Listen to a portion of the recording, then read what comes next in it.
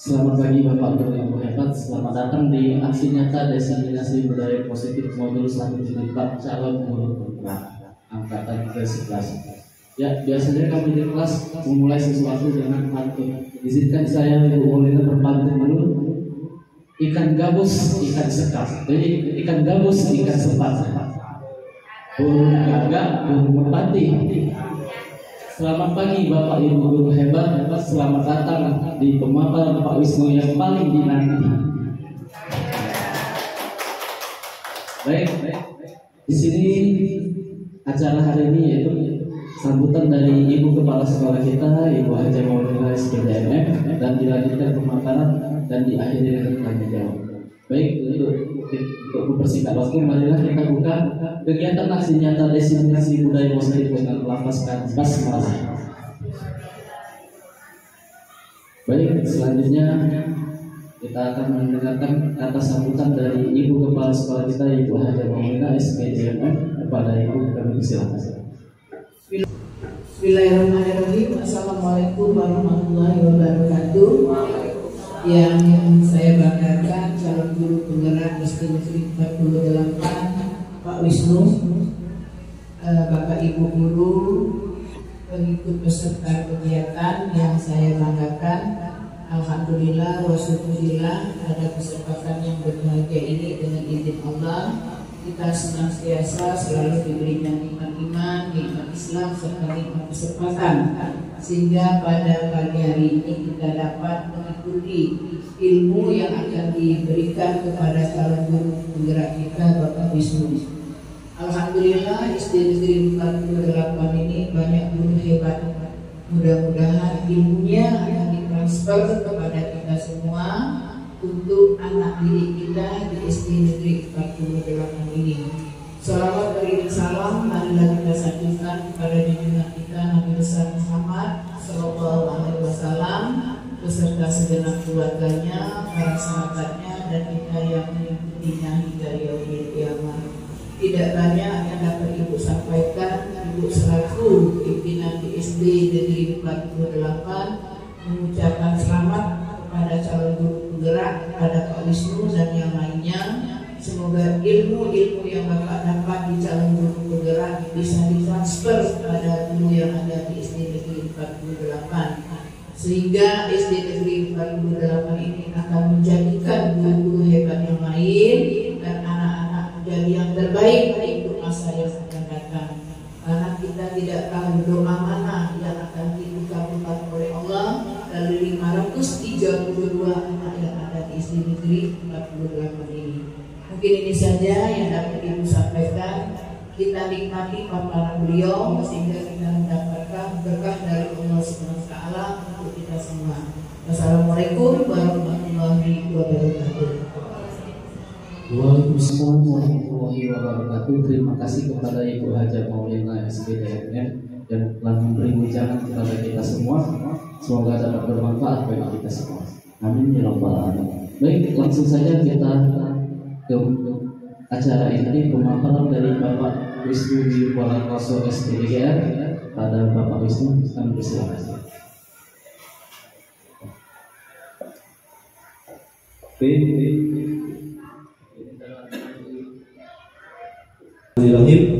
Assalamualaikum warahmatullahi wabarakatuh. Selamat pagi Bapak dan Ibu guru hebat. Pagi. Yes. Sekali lagi biar semangat. Selamat pagi. Pagi. Yes. Oke, terima kasih kepada Ibu Maulina yang telah memberikan kesempatan kepada saya untuk menyampaikan aksi nyata diseminasi budaya positif modul 1/4.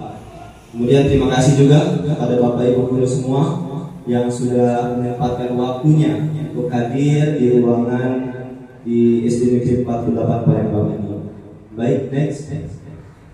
Oke, pada hari ini saya akan menyampaikan tentang diseminasi budaya positif.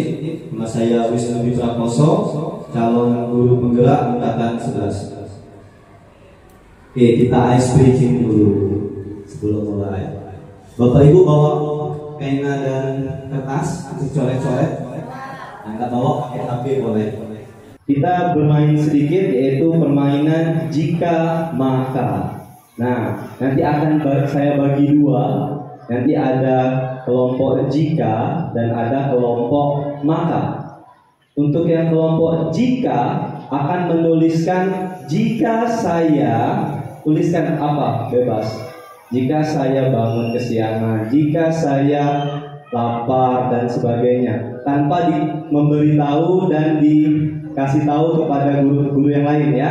Kemudian kelompok maka menuliskan maka saya, bebas mau tulis apa, tanpa memberitahu atau melihat punya guru yang lain. Oke, bisa? Saya kasih waktu 30 detik, silahkan dituliskan. Untuk kelompok jika itu saya bagi karena ada 9 orang sama saya 10, berarti saya kelompok jika. Kemudian Ibu Maulina, Ibu jika Bu ya. Untuk jika Ibu Susi, Pak Yudi dan Ibu Evi. Untuk maka itu Ibu Desi, Ibu Tasa, Ibu Juni, Ibu Novi dan Ibu Edi.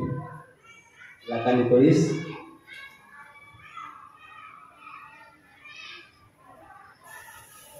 Tiga 30 detik.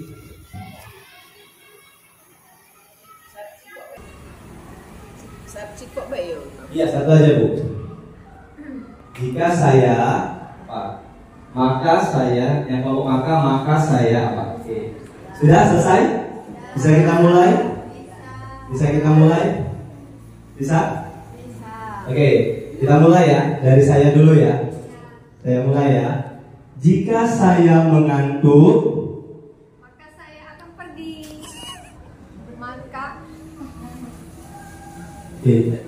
Jika saya mengantuk, Maka saya akan pergi. waduh, mana Bu? Mengantuk dalam lagi ya? Iya betul. Oke, kita lanjut. Oke, mantap. Kita lanjut, Ibu Maulina. Jika saya terlambat, Ibu Novi. Maka saya makan. Maka saya harus siapa? Bapak Ibu guru yang kalau terlambat makan dulu. Oke, lanjut, Ibu Susi. Jika saya makan, Ibu Desi. maka saya tidak sarapan. Oke, betul nyambung ya. Waduh, pas. Jika saya makan, maka saya tidak sarapan. Oke, lanjut Pak Yudi. Jika saya lapar, sambut rasa.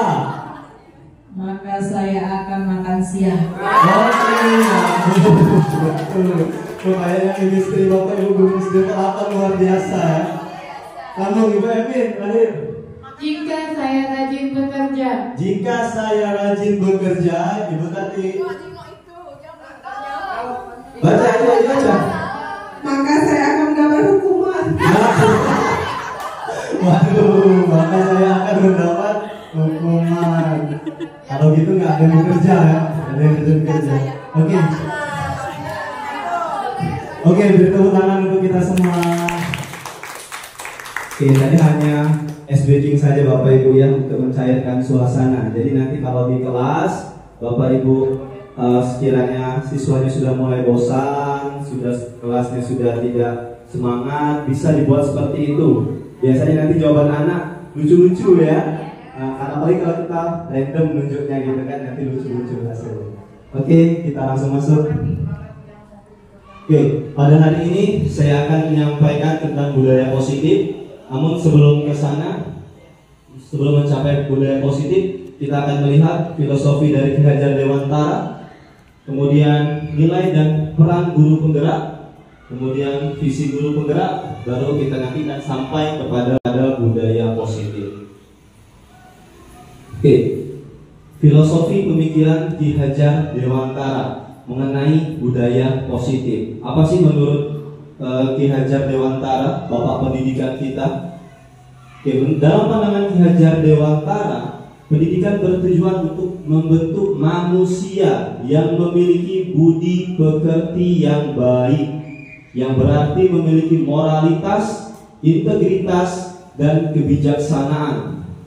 Ia juga menekankan pentingnya pendidikan yang berakar pada budaya dan nilai-nilai bangsa, serta mendorong siswa untuk mengembangkan kecerdasan serta kepribadian yang harmonis yang mencakup aspek spiritual, intelektual, dan fisik. Jadi kita sebagai guru, kalau menurut filosofi pemikiran Ki Hajar Dewantara, di kelas kita bukan hanya sekadar mentransfer ilmu, ya Bapak Ibu ya, tapi kita juga mendidik, membentuk karakter, budi pekerti dari peserta didik kita.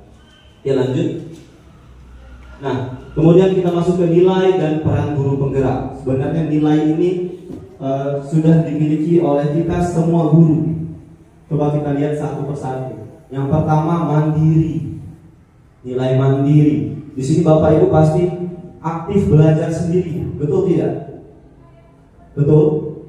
Belajar sendiri, buka PMM, mencari sendiri perangkat ajar, mencari materi-materi yang internet, itu sudah termasuk nilai mandiri. Kemudian ada nilai reflektif.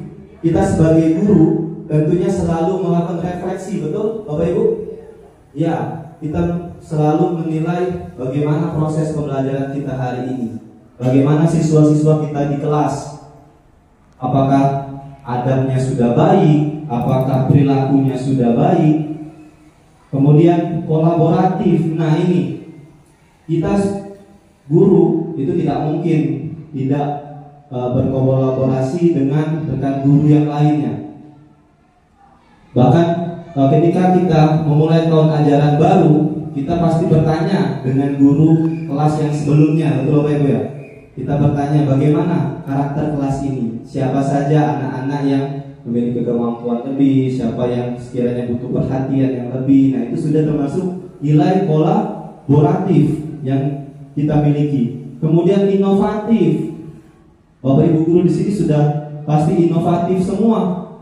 Malam sebelum mengajar kita berpikir dulu, apa sih yang mau kita berikan, bagaimana cara penyampaian materinya, kira-kira lembar kerja bagaimana yang akan kita buat, atau games ice breaking apa yang akan kita sampaikan kepada anak-anak. Nah itu merupakan nilai inovatif dari kita sebagai seorang guru. Nah yang tadi berpihak pada murid.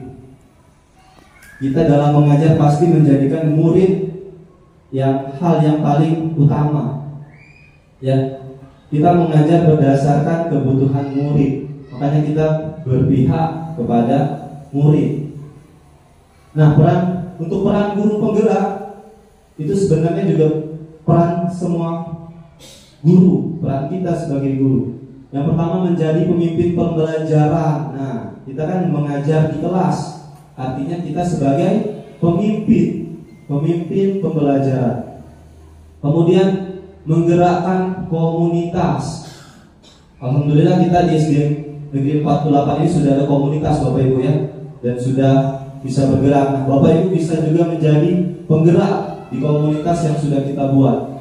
Kemudian menjadi coach bagi guru lain. Kita bisa membantu rekan kita sesama guru ketika ada masalah, ketika mentok nih mengajarkan sesuatu, kita bisa saling berbagi, kita bisa menjadi coach. Kemudian mewujudkan kepemimpinan murid. Karena tadi kita berpihak pada murid, kita bisa mewujudkan kepemimpinan murid. Bagaimana caranya? Ketika kita membuat kelompok, ketika anak bekerja dalam kelompok, di situ jiwa kepemimpinan anak muncul. Betul, Bapak Ibu? Ya. Dan ketika di kelas kita menunjuk untuk menjadi ketua kelas. Nah itu juga kita menumbuhkan kepemimpinan pada murid. Yang terakhir mendorong kolaborasi dalam komunitas tadi. Lanjut Pak Masyuri. Nah kemudian untuk mewujudkan budaya positif, tentunya kita sebagai guru itu punya visi Bapak Ibu ya, walaupun tidak tertulis visi kita sebagai guru. Mungkin Bapak Ibu guru di tahun ajaran baru berpikir, oh saya ingin siswa saya ini nantinya menjadi anak yang baik, anak yang pintar, anak yang jujur, betul? Begitu Bapak Ibu? Nah, itu merupakan bentuk dari visi kita sebagai guru, harapan kita ke depannya terhadap peserta didik kita. Nah, untuk mewujudkan budaya positif, kita sebagai guru harus memiliki visi terbentuknya budaya positif agar terciptanya sekolah yang nyaman, aman, dan berpihak pada murid sesuai filosofi Ki Hajar Dewantara dan profil belajar Pancasila. Untuk merumuskan visi, guru dapat menggunakan pendekatan inquiry apresiatif. Apa itu inquiry apresiatif? Ada yang tahu? Bapak Ibu? Apa itu inquiry apresiatif?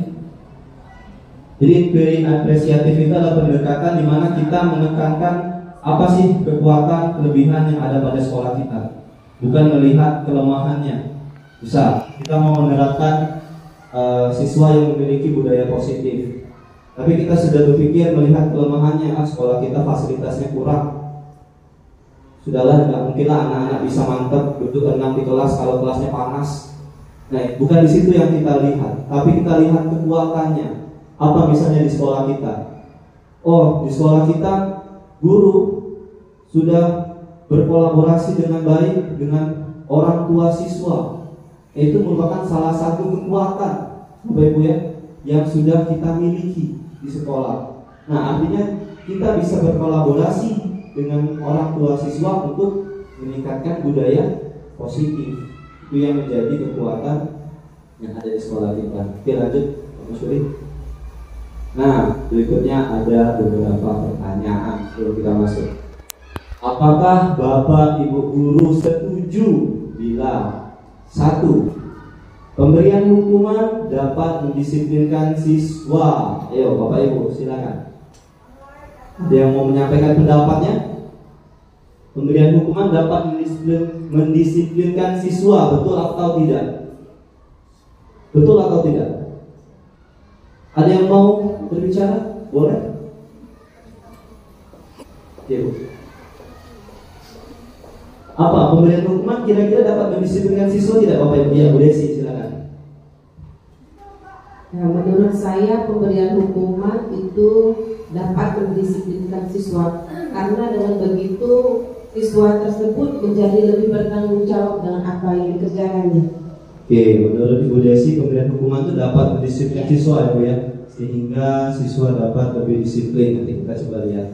Kemudian yang kedua, pemberian hadiah meningkatkan prestasi siswa. Ada yang mau memberikan tanggapannya? Betul atau tidak? Ya, silakan Ibu Tati. Assalamualaikum warahmatullahi wabarakatuh. Waalaikumsalam warahmatullahi wabarakatuh. Menurut saya, pemberian hadiah bisa meningkatkan prestasi siswa atau peserta didik, karena dia mendapatkan nilai yang bagus, misalnya nilai 100 lagi, ya, maka dia akan semakin giat belajar, ya, semakin giat belajar, dan bisa memotivasi pada teman-teman yang masih mendapat nilai 50 misalnya, kan? Ya, jadi bisa memotivasi teman-teman untuk memberikan masukan sehingga belajar lebih giat lagi. Oke, baik. Terima kasih. Terima kasih Bu Tati. Menurut Ibu Tati tadi pemberian hadiah itu bisa meningkatkan prestasi siswa. Kemudian pertanyaan terakhir, guru harus mampu memberikan solusi untuk setiap siswa yang bermasalah. Ada yang mau menyampaikan pendapatnya? Setuju atau tidak? Guru harus mampu memberikan solusi. Ya, Ibu Susi, silakan. Baiklah, saya akan mencoba memberikan pendapat untuk guru harus memberikan solusi untuk setiap bermasalah. Ya, harus ya. Mengapa guru harus memberikan solusi untuk setiap masalah? Karena kita harus mendekati dulu ada itu masalahnya apa gitu kan. Kalau kita cuek-cuek aja, ya sudah nambah anaknya terus-terusan kayak itu masalah terusan. Tapi kalau kita berikan solusinya misalkan, nah kenapa kamu gak mau menulis kan? Contohnya aja kayak itu. Misalnya, Bu, nggak ada pena, nah, boleh bikin sama teman-teman yang lain, atau jadi kita kasihkan solusi kayak gitu. Salah satu contohnya. Jadi harus diberikan solusi. Oke, jadi dari Ibu Susi harus memberikan sumpah. Boleh. Menambahkan menurut saya yang nomor 2 itu pemberian hadiah bukan untuk meningkatkan prestasi tapi meningkatkan motivasi kepada anak. Karena dengan memberikan hadiah itu jadi kan motivasi anak itu meningkat. Jadi semakin meningkat dia punya kemauan untuk meningkatkan prestasi itu. Itu menurut saya. Oke, luar biasa sekali Bu Feby ya. Oke Bapak Ibu, coba kita bayangkan dulu. Seandainya kita yang berada, kita kan sudah menjadi siswa Bapak Ibu ya. Kita ingat kembali bagaimana dulu kita sekolah. Ketika kita diberikan hukuman oleh guru kita, apa yang kita rasakan? Apakah kita jadi semakin disiplin? Boleh. Kalau yang aku rasakan dulu, kalau diberi hukuman sama guru, itu jadi tambah takut. Tambah takut, Iya, Ibu ya. kalau saya jadi tambah takut Pak Wisnu. Iya. Ya, karena takut itu, jadi pas belajar saya gemeteran. Jadi menurut saya pemberian hukuman untuk saya kurang tepat. Oke. Nah, itu untuk saya. Oke, luar biasa sekali Bu Eti. Oke, kita beri dia, wow, beri dia W, beri dia O, beri dia W, wow. Oke, beri tepuk tangan untuk Bu Eti. Ya, Bapak Ibu ya, pemberian hukuman memang bisa mendisiplinkan siswa, tapi hanya pada saat itu saja. Yang dirasakan siswa apa? Dia dendam dengan gurunya, dia kesal, dia menganggap dirinya gagal. Kemudian apakah berubah? Tidak. Ya, besoknya mungkin bisa terulang kembali, betul. Kemudian pemberian hadiah meningkatkan prestasi siswa. Coba kita bayangkan dulu waktu kita jadi siswa, ya Bapak Ibu ya. Ketika kita bisa menjawab, kita dapat pujian, kita diberi hadiah.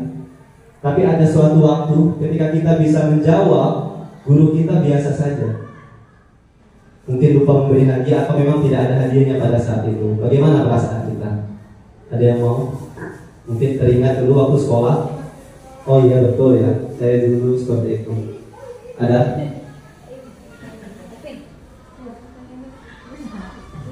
Ada? Lupa?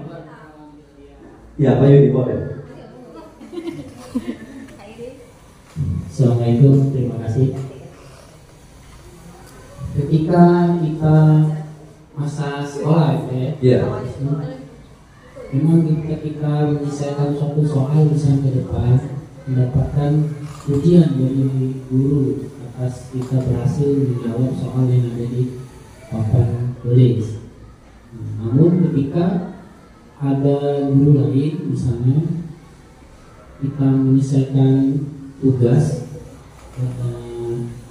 soal di papan tulis, tapi guru itu biasa saja, ibu rasa seperti ada rasa kecewa.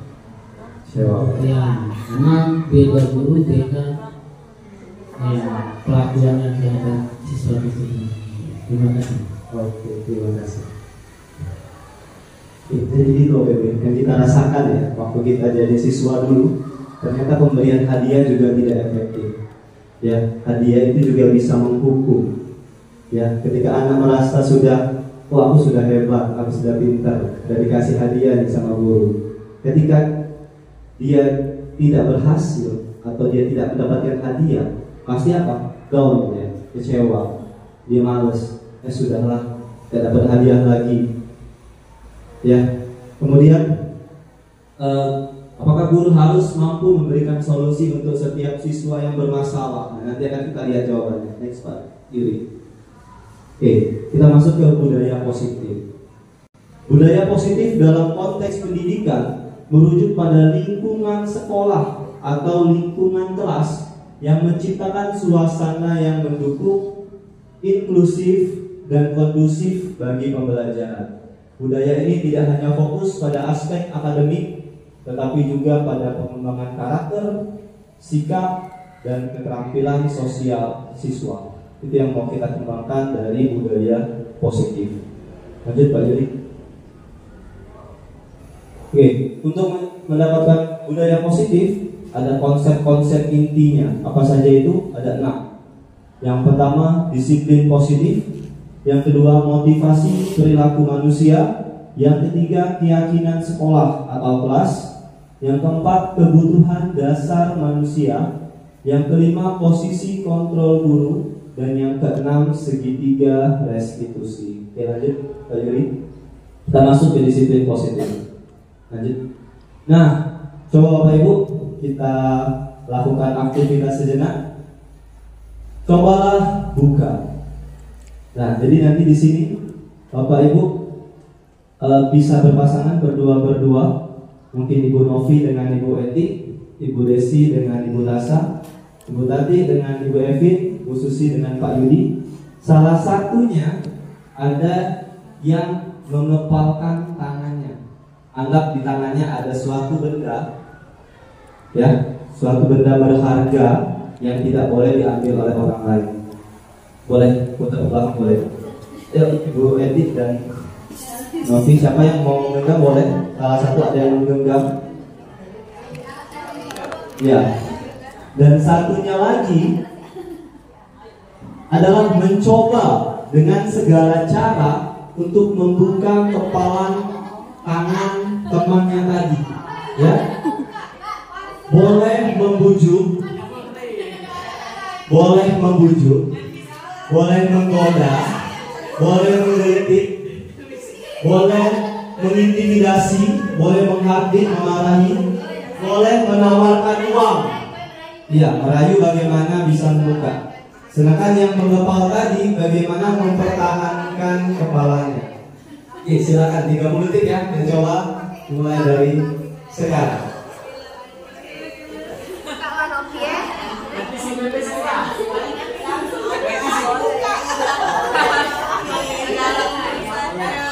Bukanlah mati ya. Kayak bercanda kok baliknya. Ada buka.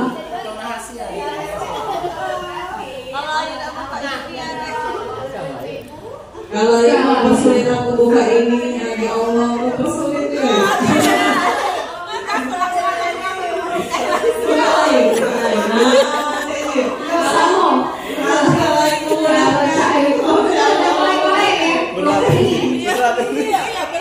Iya, jangan mempersulit. Insya Allah kalau kita mempermudah orang, kita juga mempersulit yuk. Kasih nyaman kepada dirimu. Ini tidak ada baik. Oke, luar biasa sekali. Tangan untuk kita semua. Bagaimana yang mencoba membujuk? Ada yang mau memberi tanggapan? Susah tidak membujuknya? Kalau membujuk Novi ini agak susah Pak. Dia nih tidak senang dikasih apa ya? Bujukan, rayuan, dan so. Susah. Bu Novi, kenapa Bu Novi tidak mau membuka kepala tangannya? Kan di dalam situ ada hal yang berharga. Iya. Jadi walaupun dibujuk, mencoba tetap bertahan.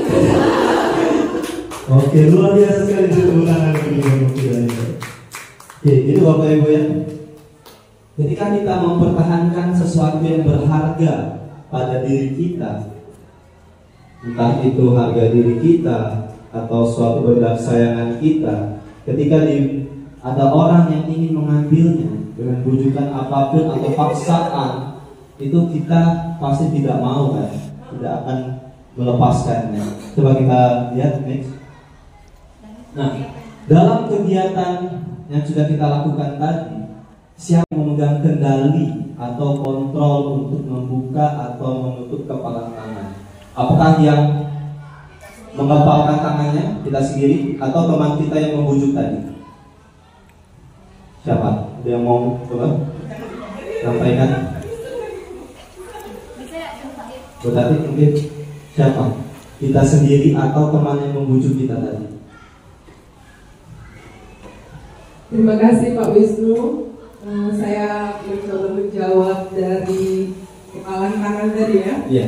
Nah, kita sebagai pribadi siswa, kita harus punya prinsip ya, harus punya prinsip pendirian yang kuat.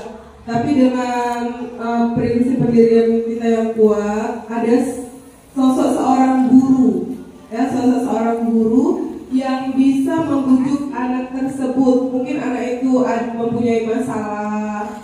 Nah, jadi seorang guru itu bisa membujuk dan peserta didik itu bisa menceritakan masalah apa yang dia hadapi.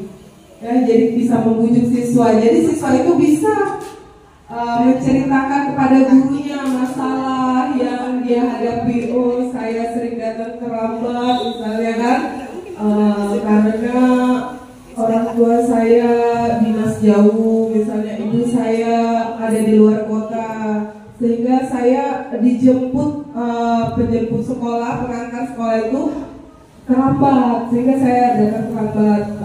Guru bisa memberikan solusinya, berarti dihubungi yang pengantarnya itu. Terima kasih Kak Wisnu. Oke, luar biasa sekali. Jadi tangan untuk Ibu. Oke, ada lagi yang mau mencoba dari kegiatan tadi? Siapa yang memegang kendali? Kita sendiri yang menutup tangan atau teman kita yang membujuk, yang punya kendali atas kepala tangan kita tadi? Nah, dia Desi. Menurut saya yang memegang kendali atau kontrol untuk membuka atau mempertahankan kepala tangan kita itu ya kita sendiri gitu. Iya. Iya. Ya karena kita yang memegang kendali gitu kan, sesuai dengan keinginan kita membuka atau mempertahankannya. Oke, luar biasa sekali. Beri tangan untuk Desi. Kita coba lihat jawabannya. Nah, ternyata kita sendiri yang punya kendali, yang memegang kontrol atas kepala tangan kita. Apakah kita mau tutup? Seperti Bu Novi tadi mempertahankan untuk tutup. Apakah kita mau buka? Seperti Bu Desi tadi ada yang dibuka kepala tangannya. Ya, itu bergantung pada diri kita masing-masing sesuai dengan kebutuhan kita. Ibu Novi butuh mempertahankan ya apa yang berharga pada dirinya. Ibu Desi tadi membuka juga karena apa? Kebutuhan dasarnya tadi. Ya, dia takut katanya tadi ya. Ya, bisa jadi berarti. Nah, hal itulah Bapak Ibu yang ada pada anak didik kita. Ya, sebenarnya anak didik kita sendiri yang memegang kendali atas dirinya. Mau kita marahi, mau kita beri pujian, mau kita kasih uang, mau kita hukum lari keliling lapangan, yang punya kendali atas diri mereka ya siswa itu sendiri. Coba kita lanjut berikutnya. Nah, ini ada teori kontrol menurut Dr. William Glasser. Ada 4 yang menjadi miskonsepsi kita sebagai seorang guru dan orang dewasa.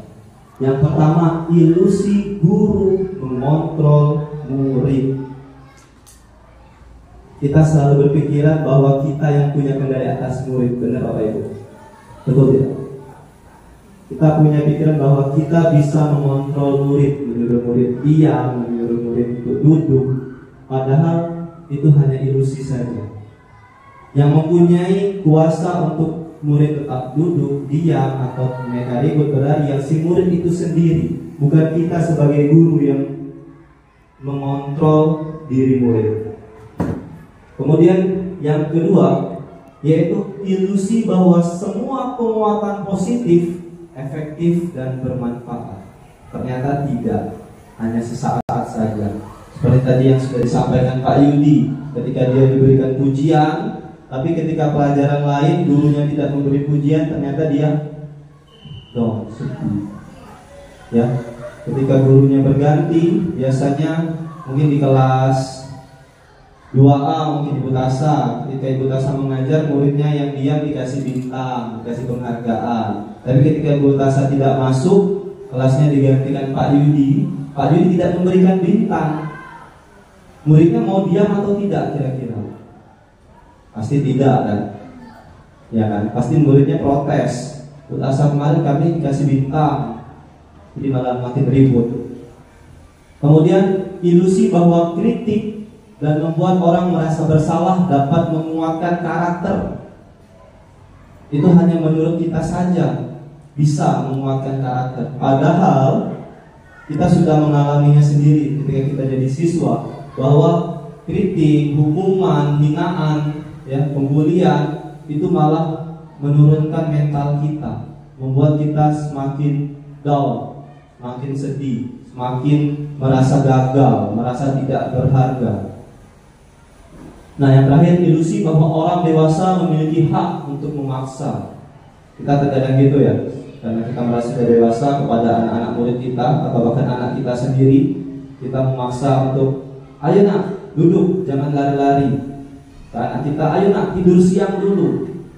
Kita merasa bahwa kita punya hak untuk memaksa tersebut. Padahal siswa kita, anak kita itu memiliki kontrol terhadap dirinya sendiri. Ya, lanjut Pak Yuri. Nah, makna disiplin, apa sih disiplin itu? Di situ ada dua pendapat, yaitu menurut pengajar Dewantara dan William Wezel tadi. Disimpulkan bahwa seseorang yang memiliki disiplin diri berarti mereka bisa bertanggung jawab terhadap apa yang dilakukannya, karena mereka mendasarkan tindakan mereka pada nilai-nilai kebajikan universal. Nah, tugas kita sebagai seorang guru untuk mendisiplinkan anak itu tadi bukan memaksa, bukan memberikan hukuman, tapi menyadarkan anak untuk bertanggung jawab terhadap nilai-nilai kebajikan yang dianggapnya sudah benar. Kita lanjut Pak Yuri.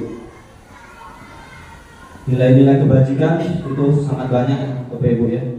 Ada menurut profil belajar Pancasila, ada menurut IBU Primarius Program, ada 9 pilar karakter, ada petunjuk seumur hidup dan keterampilan hidup, dan ada proyek nilai kebajikan. Tapi yang coba kita bahas di sini yaitu profil belajar Pancasila. Nah, karakter yang ada pada profil belajar Pancasila itu yang coba dicanangkan oleh pemerintah, khususnya dalam kurikulum Merdeka ini, untuk dimiliki oleh siswa-siswa kita, peserta didik kita, oleh anak-anak Indonesia ke depannya. Apa saja itu? Ada lagunya kan Bapak Ibu ya? Ya, coba kita berdiri dulu yuk, kita nyanyi dulu yuk. 6 karakter profil pelajar Pancasila. Ya, ada yang mau memimpin? Atau saya saja? Oke, saya saja. Oke, siap yuk. Yes, kita mulai ya. 1, 2, 3. Pelajar Pancasila beriman dan bertakwa pada Tuhan yang Esa dan berakhlak mulia, berkebinekaan global, gotong royong mandiri, kreatif dan bernalar kritis. Oke, beri tepuk tangan kita semua, luar biasa sekali Bapak Ibu guru jaga. Oke. Nah, 6 karakter profil belajar Pancasila ini yang diharapkan oleh pemerintah melalui Kementerian Pendidikan, ya, lewat kurikulum merdekanya diharapkan dimiliki oleh peserta didik kita. Sehingga ketika kita membuat rancangan pembelajaran, kita harus memikirkan ke-6 karakter ini muncul di setiap kegiatan pembelajaran kita. Betul tidak Bapak Ibu? Betul ya? Jika kita meminta anak untuk berdoa, itu sudah termasuk karakter beriman. Jika kita meminta anak untuk membaca, itu sudah termasuk karakter mandiri. Hargai perbedaan sudah termasuk berkebinekaan global. Ketika mereka kita buat kelompok, bekerja sama dengan temannya, itu sudah termasuk bergotong royong. Ketika mereka membuat suatu hasil karya dari tangan mereka sendiri, itu sudah termasuk kreatif. Dan ketika mereka sudah bisa menyelesaikan permasalahan, problem solving mereka muncul, itu sudah menumbuhkan karakter bernalar kritis. Jadi diharapkan mungkin kita bisa menerapkan, memunculkan 6 karakter profil pelajar Pancasila ini dalam proses pembelajaran kita, sehingga nanti timbullah budaya positif di kelas kita. Oke, lanjut Mas Yuri. Kita masuk ke motivasi perilaku manusia. Setiap kita sebagai manusia dalam melakukan hal apapun itu pasti ada motivasinya, betul ya Bapak Ibu? Bapak Ibu berangkat bekerja itu pasti ada motivasinya. Bapak Ibu kemudian hadir di sini itu juga pasti ada motivasinya. Kita lihat apa saja motivasi perilaku manusia. Ternyata motivasi perilaku pada manusia itu hanya 3 Bapak Ibu. Yang pertama, untuk menghindari ketidaknyamanan atau hukuman. Bapak Ibu berangkat ke sekolah, pergi kerja, ya, tidak terlambat karena takut. Takut apa? Takut nanti kena sanksi, ya. Takut nanti tidak nyaman dilihat oleh peserta didiknya. Terus motivasi yang kedua untuk mendapatkan imbalan atau penghargaan dari orang lain, ya. Itu pasti tuh. Jika kita mau kerja, motivasi kita apa? Mendapatkan imbalan pasti, ya, mendapatkan penghargaan. Kemudian motivasi yang ketiga yaitu untuk menjadi orang yang mereka inginkan dan menghargai diri sendiri dengan nilai-nilai yang mereka percaya. Dari 3 motivasi tersebut, ada 2 yang merupakan motivasi eksternal dari luar dirinya, yaitu menghindari hukuman dan mengharapkan imbalan atau penghargaan. Tapi ada 1 motivasi yang ada dalam diri, yaitu untuk menjadi orang yang mereka inginkan dan menghargai diri sendiri. Oh, saya berpuasa misalkan. Saya berpuasa bukan karena saya takut nanti berdosa, bukan ingin dapatkan pujian, tapi karena memang saya menyadari bahwa berpuasa itu kewajiban bagi umat Islam. Nah, ketiga perilaku inilah, motivasi inilah yang coba kita lihat pada peserta didik kita.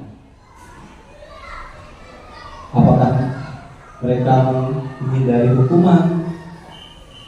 Ya, misalkan tadi datang terlambat dihukum. Jadi siswanya besok tidak datang terlambat bukan karena dia ingin datang tidak terlambat, tapi karena tidak mau dihukum. Kemudian siswa rajin maju ke depan menjawab soal, bukan karena dia merasa ingin bisa mengerjakannya, tapi karena dia ingin mendapatkan imbalan atau pujian dari gurunya. Nah, yang kita harapkan dari peserta didik kita, perilaku mereka, tindakan yang mereka lakukan itu karena dari dalam diri mereka, kesadaran diri mereka untuk menghargai dirinya sendiri. Oke, lanjut Pak Masyuri. Nah, kita lanjut ke keyakinan sekolah atau kelas. Di sini Bapak Ibu sudah ada yang pernah atau sudah membuat keyakinan kelas di kelasnya? Ada? Angkat tangan yang sudah pernah membuat? Oke, bisa cerita tidak bagaimana alur proses membuat keyakinan kelas di kelasnya? Silakan bertanya. Assalamualaikum warahmatullahi wabarakatuh.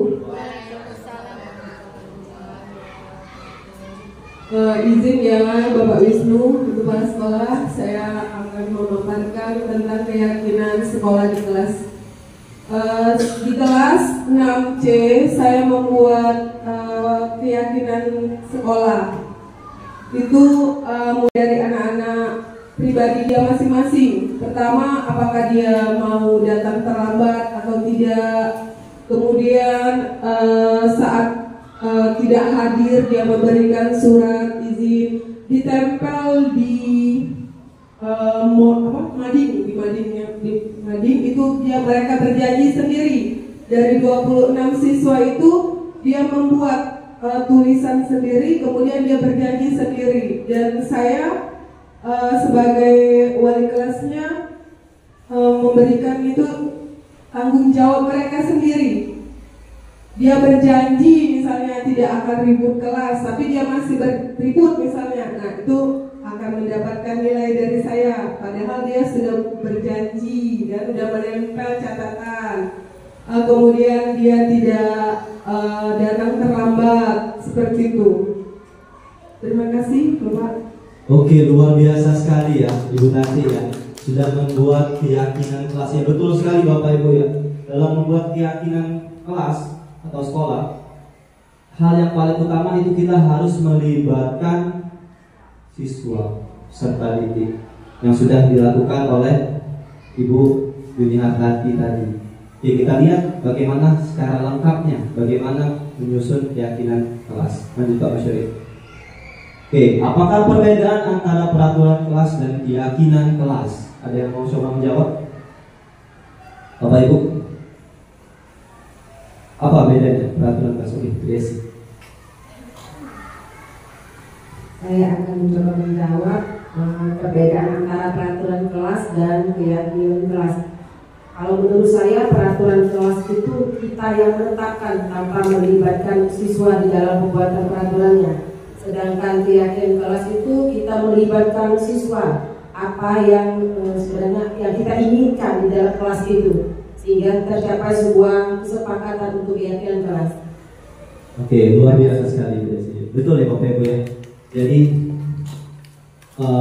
peraturan kelas ya itu biasanya kita sendiri yang buat. Itu yang sudah kita lakukan ya. Di awal tahun pembelajaran kita sudah buat nih peraturan kelas 5B. 1. Dilarang datang terlambat. 2. Tidak boleh membuang. Padahal siswa tidak mengetahui itu dan mereka tidak meyakini kenapa tidak boleh datang terlambat, kenapa tidak boleh buang sampah di laci ya. Nah, kalau keyakinan kelas, kata Ibu Desi tadi, kita membuatnya bersama-sama dengan siswa. Ya, siswa juga menyepakati, memahami kenapa kesepakatan itu dibuat. Oke, Pak Masyuri, lanjut. Oke, tadi ya, biasanya dibuat oleh guru dan bersifat satu arah, hanya untuk muridnya saja. Itu peraturan. Dan biasanya konotasinya negatif, dilarang datang terlambat, tidak boleh buang sampah sembarangan dan sebagainya. Sedangkan keyakinan kelas dibuat berdasarkan kesepakatan antara guru dan siswa yang bersifat universal. Artinya kesepakatan yang sudah dibuat guru dan siswa, yang menerapkannya apakah hanya siswa saja? Iya, betul. Siswa dan guru, karena mereka sudah bersepakat bersama. Artinya gurunya juga menerapkan, mematuhi kesepakatan yang telah dibuat. Oke, lanjut Pak Masyuri. Oke, sedikit games sedikit kita. Bapak Ibu ada 4 di situ. Bapak Ibu coba pilih yang mana peraturan kelas, yang mana keyakinan kelas. Kita lihat dari yang paling atas. Kembalikan barang ke tempatnya. Kira-kira itu peraturan atau keyakinan? Ada yang mau jawab? Boleh, Bu Novi. Menurut saya itu keyakinan. Keyakinan kelas. Oke, nanti kita coba lihat ya. Yang kedua, dilarang mengganggu orang lain. Itu peraturan atau keyakinan? Oh, berarti boleh. Peraturan. Peraturan, Ibu ya. Kita lihat lagi nanti. Yang ketiga, dilarang melakukan kekerasan. Bu Molina boleh. Peraturan seperti Peraturan Bu ya. Oke, kita lanjut. Hadir di sekolah 15 menit sebelum pembelajaran dimulai. Apa itu rasa? menurut saya itu keyakinan. Oke, keyakinan. Kita coba lihat jawabannya. Oke, luar biasa, betul semua ya. Oke, benar. Bapak Ibu sudah bisa menceritakan ya. Peraturan itu biasanya konotasinya negatif. Dilarang mengganggu orang lain. dilarang melakukan kekerasan, jangan datang terlambat, tidak boleh ribut di dalam kelas, itu peraturan. Sedangkan keyakinan kelas, kembalikan barang ke tempatnya, hadir di sekolah 15 menit sebelum pembelajaran dimulai. Seandainya kita mau ubah menjadi keyakinan, dilarang mengganggu orang lain, itu apa? Kita bisa ubah jadi apa? Dilarang mengganggu orang lain, menghormati sesama teman. Oke, betul Bapak Ibu ya, menghormati sesama teman. Kemudian dilarang melakukan kekerasan. Oh, Tentunya ada bahasa yang lembut, saling menyayangi. saling menyayangi. Oke, lebih enak juga didengar Bapak Ibu ya. Dengan ada yang positif, anak juga akan melakukannya. Coba oke, kita lanjut lagi Pak Masyuri. Nah, bagaimana langkah-langkah pembentukan keyakinan kelas? Yang pertama, kita suruh dulu siswa kita untuk menuliskan apa saja yang menurut mereka, yang mereka yakini, hal-hal yang tidak boleh atau harus dilakukan di kelas. Bebas mereka menulis. Mungkin nanti ada yang menulis tidak boleh ribut di kelas, tidak boleh nyanyi-nyanyi ketika pembelajaran, banyak macam-macam banyak menulis. Setelah itu kita kumpulkan, kita suruh mereka tempel, kayak tadi ibu tadi tempel di depan. Langkah yang kedua, dari yang sudah ditulis anak tadi, pasti ada yang berbentuk negatif, kalimat negatif. Kita ubah menjadi kalimat positif. Next Pak. Oke, kita buat menjadi kalimat-kalimat yang bentuk negatif tadi menjadi yang bentuk positif. Seperti tadi, tidak boleh membuang sampah, kita ubah menjadi membuang sampah pada tempatnya. Jangan datang terlambat menjadi datang tepat waktu. Oke, next. Setelah kita ubah, kita lihat kembali yang sudah ditulis anak. Adakah yang bisa kita kelompokkan? Adakah yang bisa kita gabungkan? Contoh tadi, berjalan di kelas, berjalan dengan santai di kelas, mendengarkan guru, datang tepat waktu, itu bisa kita kelompokkan menjadi satu, yaitu saling menghormati. Oke, lanjut Pak Masyuri. Nah, setelah kita kumpulkan dari yang banyak tadi, mungkin tiap anak bisa 28, jadinya kan siswa kita 28. Kita kumpulkan, kita kelompokkan mana yang sama. Biasanya keyakinan kelas itu tidak banyak Bapak Ibu, 3-7 saja, ya, agar bisa diingat oleh anak dan diyakini oleh anak. Kalau terlalu banyak, biasanya anak tidak ingat apa saja yang sudah mereka yakini bersama.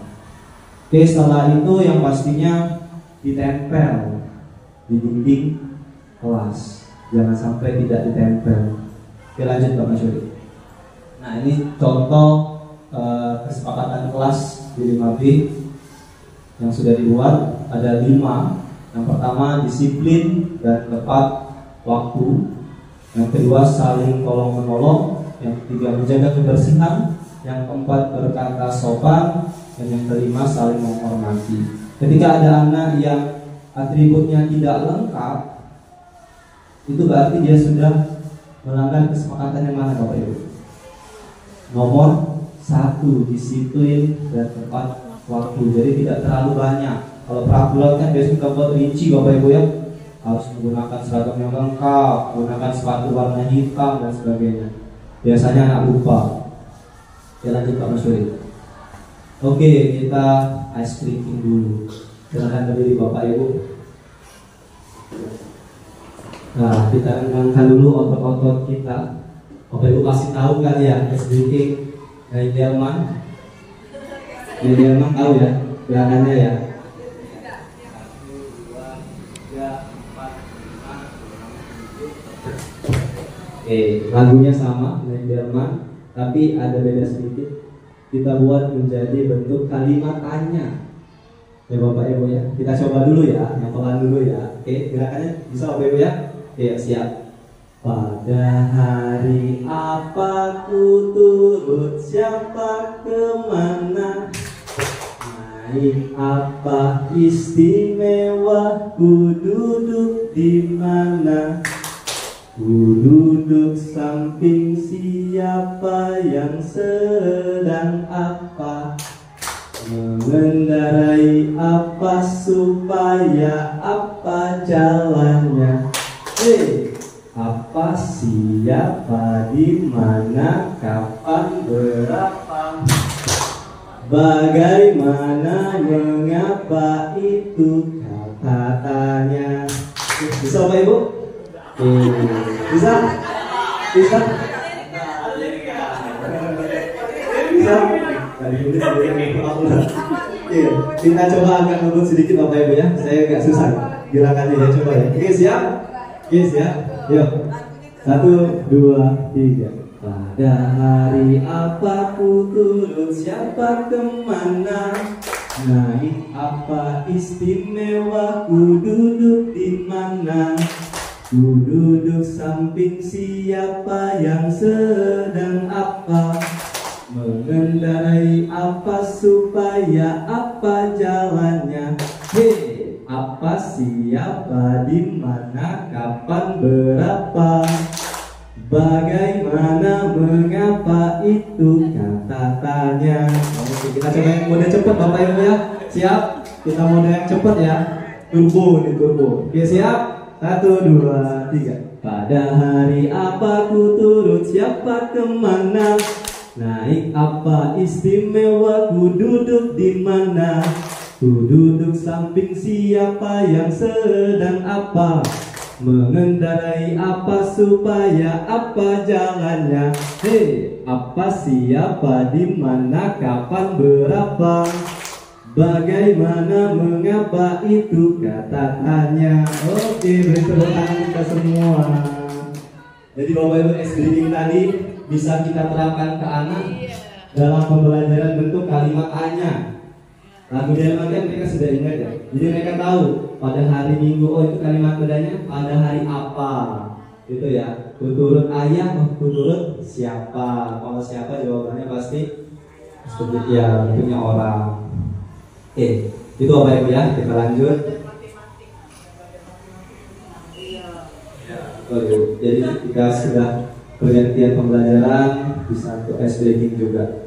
Oke, kita lanjut yang keempat. Jadi baru 3 Bapak Ibu ya, dari 6 disiplin positif. Yang keempat adalah kebutuhan dasar manusia. Kita lanjut Pak Mas. Ada 5 kebutuhan dasar manusia Bapak Ibu. Yang pertama itu bertahan hidup. Ya, Bapak Ibu juga berangkat mengajar anak-anak, itu salah satunya memenuhi kebutuhan bertahan hidup. Itu tidak Bapak Ibu? Bapak Ibu makan itu memenuhi kebutuhan bertahan hidup. Bagaimana ketika Bapak Ibu kebutuhan bertahan hidupnya tidak terpenuhi? Apa yang terjadi? Apa yang terjadi Bapak Ibu? Kita lihat di berita Bapak Ibu banyak yang mencuri. Kenapa mereka mencuri? Karena kebutuhan bertahan hidupnya tidak terpenuhi. Ya. Kemudian ada kebutuhan penguasaan. Semua orang, semua manusia yang hidup itu pasti ingin berkuasa. Ya. Kita sebagai guru pun ingin berkuasa di kelas kita. Ya. Ketika ada anak yang kita anggap tidak menghargai kita, pasti kita langsung marah, betul ya Bapak Ibu? Karena kenapa? Karena kebutuhan penguasaan kita tidak terpenuhi pada saat itu. Kemudian ada lagi kebutuhan kesenangan. Nah, ketika Bapak Ibu menjalankan hobi, itu adalah cara Bapak Ibu memenuhi kebutuhan kesenangan Bapak Ibu. Ketika kebutuhan kesenangan itu tidak ada, apa yang terjadi Bapak Ibu? Ada yang stres, betul? Ya, ada yang kebeningan Ibu ya. Ya, kebutuhan yang keempat kebebasan.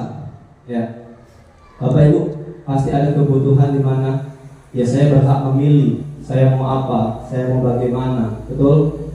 Betul. Ketika kita merasa kebutuhan kebebasan kita tidak terpenuhi, kita dikekang misalkan, ya kita tidak bisa memilih apa yang terjadi, pasti Bapak Ibu memberontak, betul tidak? begitu juga yang ada pada anak-anak kita. Ketika mereka merasa mereka tertekan, mereka tidak bisa memilih, pasti mereka akan memberontak.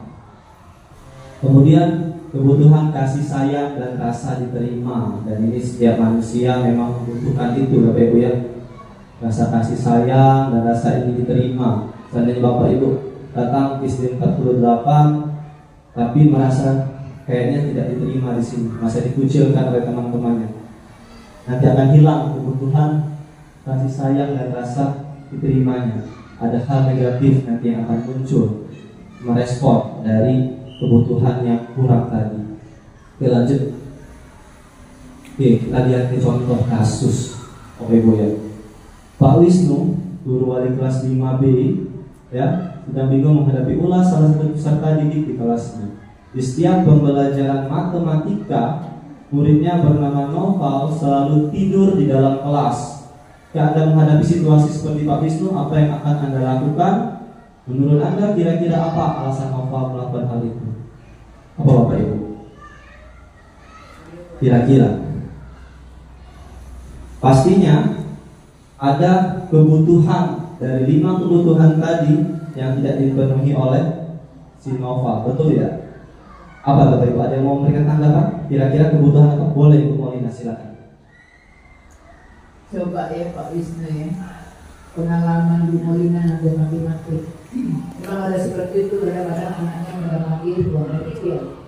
Kebetulan kasusnya Pak Wisnu ini anaknya sering tidur. Kemungkinan di antara 5 yang kita lihat tadi, mungkin Pak Wisnu kurang perhatian sama si Noval. Atau yang kedua, Noval ini kurang senang dengan pelajaran matematika. Mungkin Pak Wisnu terlalu keras mengajar matematika, kurang ada seninya. Mungkin capek aku, mungkin seperti itu loh. Jadi tidak semua anak suka dan tidak anak yang tidak suka. Jadi tergantung bagaimana Pak Wisnu memperlakukan anak di kelas 5B. Mungkin itu Pak Wisnu. Oke, terima kasih Bu Maulina. Tepuk tangan Bu Maulina. Ada lagi yang mau coba menyampaikan? Kira-kira kebutuhan apa yang tidak dipenuhi oleh Noval? Yang pastinya kelima kali Bapak Ibu ya. Benar kata Bu Maulina, bisa jadi si Noval tidak senang dengan pelajaran matematikanya. Kita lihat kemungkinan-kemungkinannya yang ada. Nah, jika Noval menjawab, pastikan kita panggil dulu ya. Noval, kenapa kamu? Ketika Noval menjawab, semalam saya membantu orang tua saya berjualan hingga larut malam Pak. Semalam saya hanya tidur 3 jam dan sekarang masih mengantuk. Nah, maka ketika jawaban Noval seperti itu, berarti kebutuhan yang tidak terpenuhi oleh dia adalah kebutuhan bertahan hidup. Karena dia membantu orang tuanya berjualan hingga larut malam. Oke, lanjut. Ada juga kemungkinan jawaban yang kedua. Begini kata Noval, saya senang ketika saya tidur di kelas Pak. Pak Wisnu jadi lebih memperhatikan saya. Kehadiran saya di kelas juga jadi lebih dianggap oleh Bapak. Nah, betul kata Ibu Maulina tadi. Ternyata Noval tidur itu karena dia merasa tidak dianggap di kelas itu, tidak diperhatikan. Jadi dia mencari cara bagaimana biar dia bisa diperhatikan. Artinya Noval sedang memenuhi kebutuhan kasih sayang dan rasa diterima. Lanjut Pak Riri. Ada kemungkinan yang ketiga, si Noval menjawab, saya bosan Pak belajar matematika. Padahal kan saya lebih suka belajar IPA karena lebih banyak prakteknya Pak. Matematika tidak ada prakteknya. Oh, ternyata Noval bosan. Ya, ada kebutuhan kebebasan yang tidak dia dapatkan di situ. Dia merasa ingin bebas memilih pelajaran yang dia sukai. Atau alasan yang keempat, Noval bilang, saya tidak mahir matematika Pak. Padahal saya sudah belajar. Saya jadi kesal. Lebih baik saya tidur. Nah, dia merasa ada satu kebutuhan yang hilang bagi dia, yaitu kekuasaan. Dia tidak bisa menguasai pelajaran matematika, jadi dia sudah tinggalkannya, dia tidur. Atau alasan yang kelima, katanya, tidak apa-apa Pak, saya hanya iseng saja, saya merasa lucu saja kalau lihat wajah Pak Wisnu sedang marah. Jawab Sinopal tadi. Nah, ketika itu artinya dia sedang memenuhi kebutuhan akan kesenangannya. Jadi kesimpulannya apa Bapak Ibu?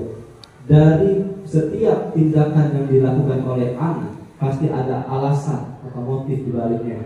Ya. Ada kebutuhan yang tidak dia dapatkan dan tidak akan berlari dari 5 kebutuhan tadi. Ya. Jadi kita sebagai seorang guru harus menganalisa dulu apa sih yang menjadi latar belakang atau penyebab sehingga peserta didik kita tadi melakukan suatu pelanggaran. Oke, lanjut. Oke, 5 posisi kontrol guru. Kita sebagai guru pasti pernah berada di 5 posisi ini. Next. Yang pertama ada pemberi hukuman, pembuat rasa bersalah, teman, pemantau, dan manajer. Oke, next. Oke, kita lihat contoh videonya. Ini videonya hanya sebentar.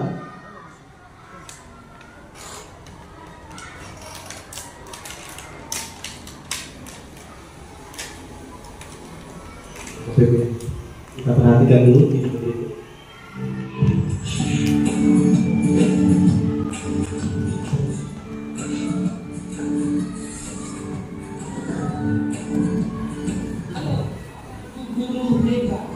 Video ini akan menampilkan 5 adegan interaksi guru dan murid. Silakan menonton dan merefleksikannya.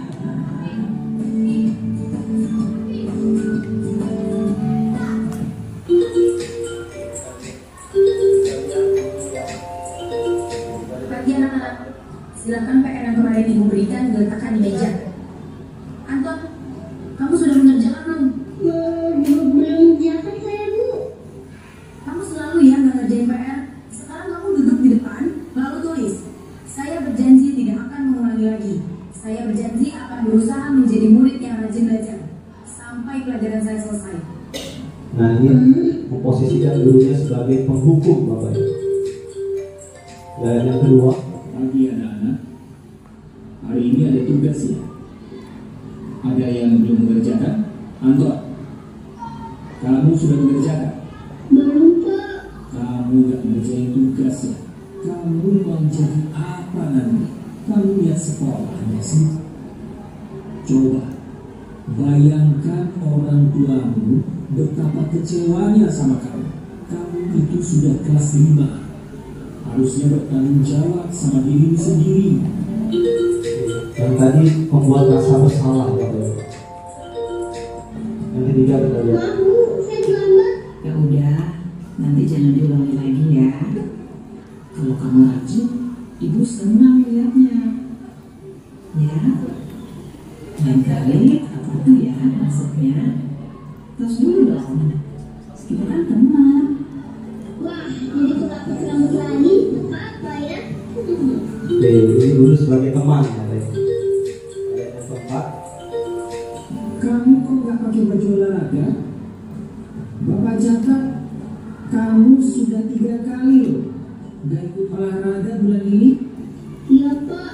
Sudah 3 kali berarti saya dapat sanksi, Pak. tadi yang sebagai pemantau, ya. Jadi sesuai peraturan.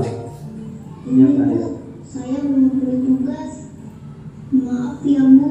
Saya terlambat mengumpulkan tugas. Kenapa kamu terlambat mengumpulkan tugas? Iya, Bu. Saya kalau sore banyak ibu di warung. Gak sempat mengumpulkan tugas.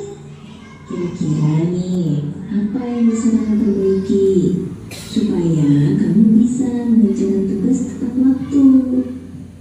Coba, kapan biasanya kamu membantu ibu jualan? Kadang-kadang sampai jam 8 malam, Bu. Bagaimana kalau kamu membuat jadwal? Kapan kamu akan mengerjakan tugas? Oh gitu ya, Bu. Coba deh, Bu. Terima kasih, Bu. Oke, itu tadi Bapak Ibu ya videonya. Ada 5 posisi kontrol guru. Pasti kita pernah berada di kelima posisi itu, ya. Tidak mungkin kembali lagi Pak Sudi dibaca itu, bukan di Instagram.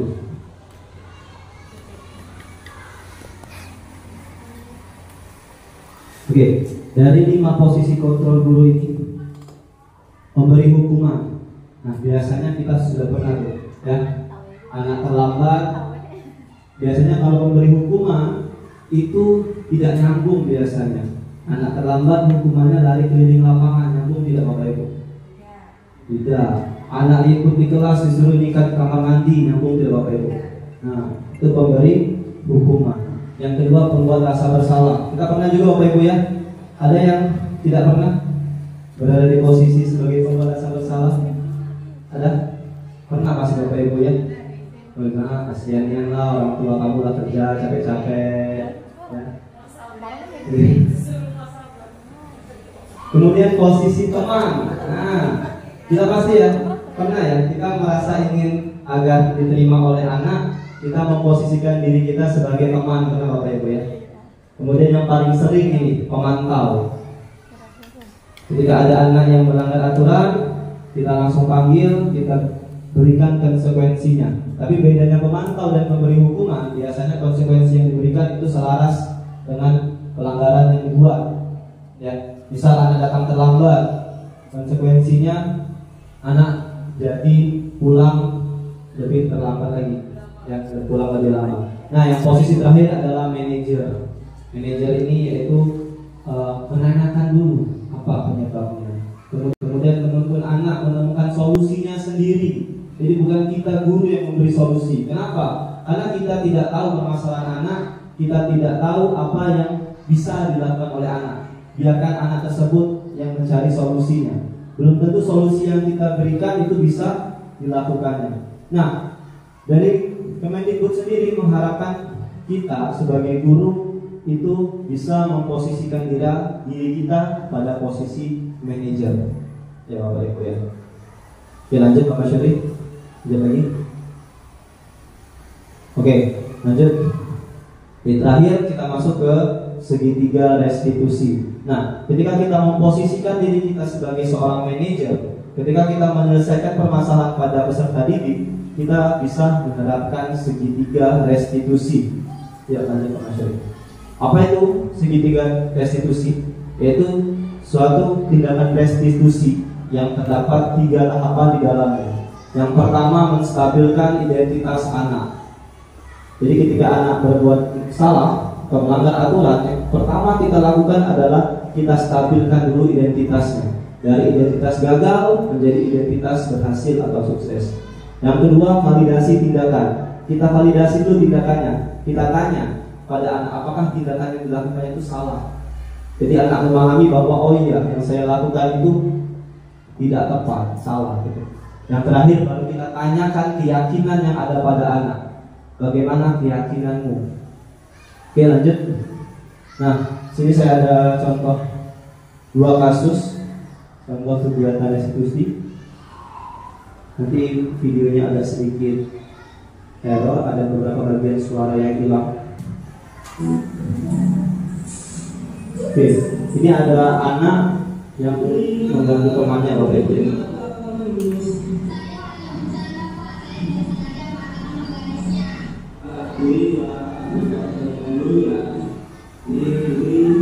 Oke, kita sebagai guru harus membuat anak nyaman dulu ya, membuat anak setara. Rawatkan dulu untuk menyelesaikan permasalahan anak.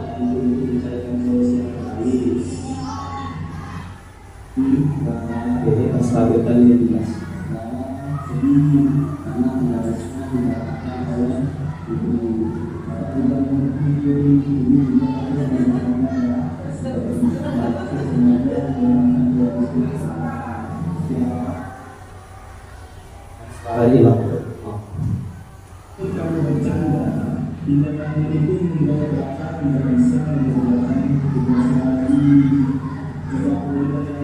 Bagaimana seandainya guru yang juga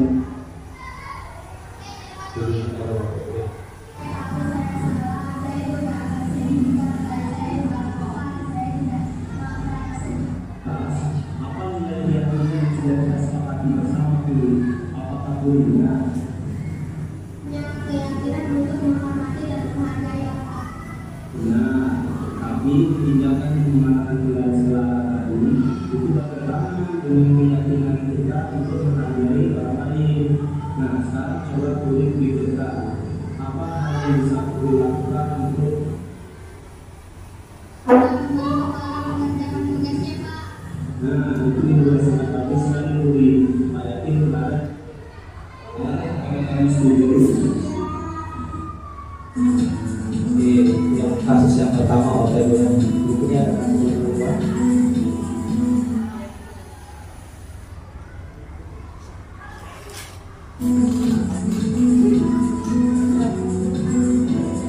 Ada siswa yang datang terlambat, kasus yang kedua.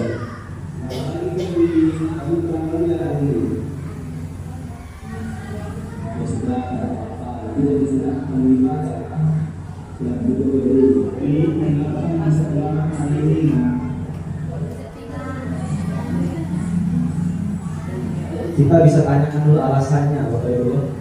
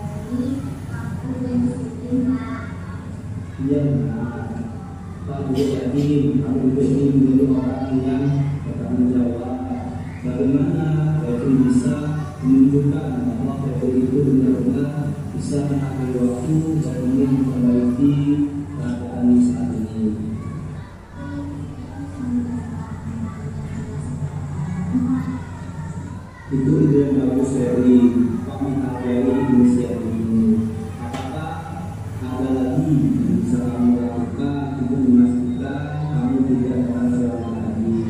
Mengingat kamu harus membantu hidupmu.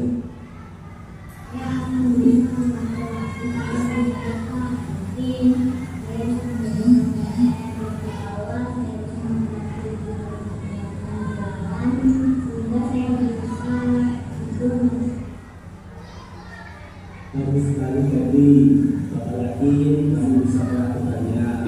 Jika kamu butuh bantuan untuk mengatur waktu dan aku untuk bertanya dengan Pak. Selamat pagi anak, selamat dulu. Ini hari dari pagi dan pagi. Kami kita semangat. Saatnya yang dimulai.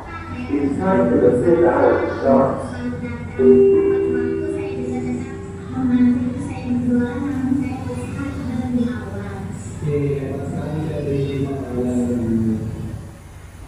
Oke, Bapak Ibu.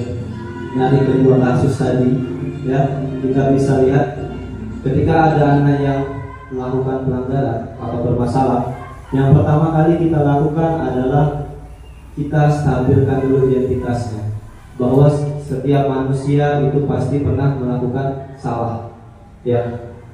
Kemudian kita validasi tindakannya, kita yakinkan bahwa oh iya, anak mengakui bahwa apa yang dilakukannya itu salah. Setelah itu baru kita tanyakan keyakinannya, bagaimana keyakinan kelas yang sudah kita buat, yang sudah kita sepakati, apakah dia bertentangan dengan keyakinan tersebut. Dan terakhir itu kita tanyakan solusi apa, ya, yang akan dilakukan oleh peserta didik kita, oleh anak, yang bisa dia lakukan untuk memperbaiki kesalahannya tadi.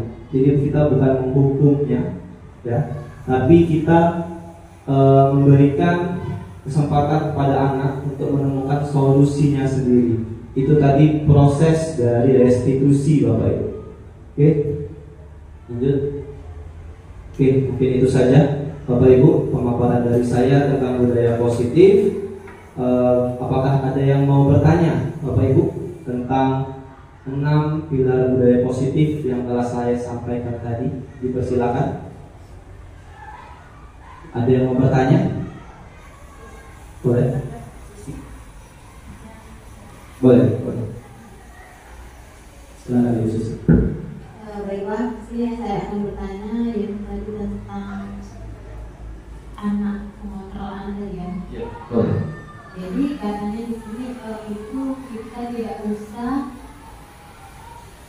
memberikan mengontrol dia anak. Ya. Karena nanti anak sendiri yang akan berubah kayak dia terusnya. Jadi guru apa yang harus dilakukan oleh guru tadi Pak Ustaz? Oke, baik. Pertanyaan sangat bagus dari khusus ya. Oke, kita selama ini beranggapan bahwa kita yang mengontrol diri anak.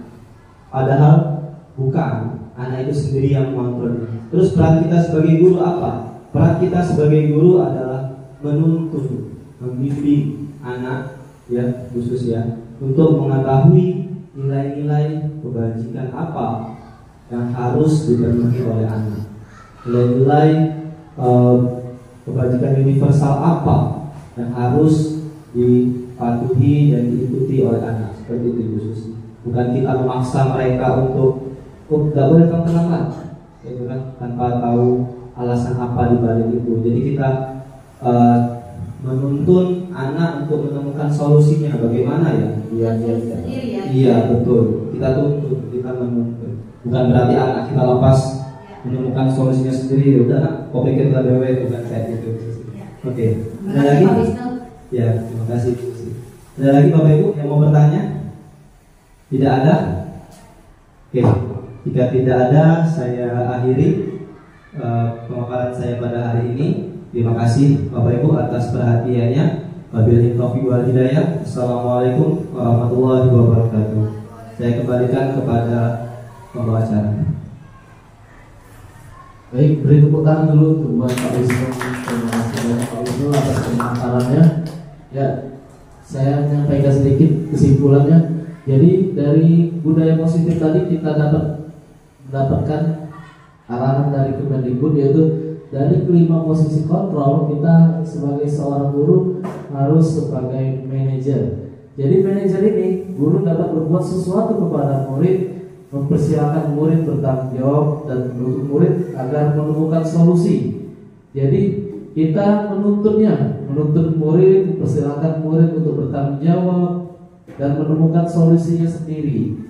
Selain itu, posisi manajer mengacu pada segitiga restitusi, menjadikan murid sebagai manajer bagi dirinya sendiri. Jadi murid itu yang manage diri mereka sendiri, memegang kontrol, seperti yang kita lakukan membuka dan mengepalkan tangan sendiri tadi.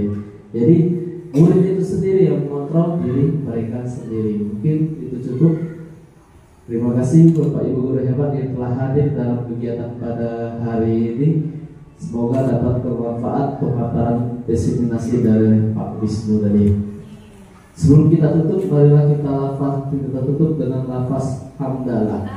Alhamdulillahirabbil alamin. Saya selaku moderator pada hari ini mohon maaf apabila ada salah kata.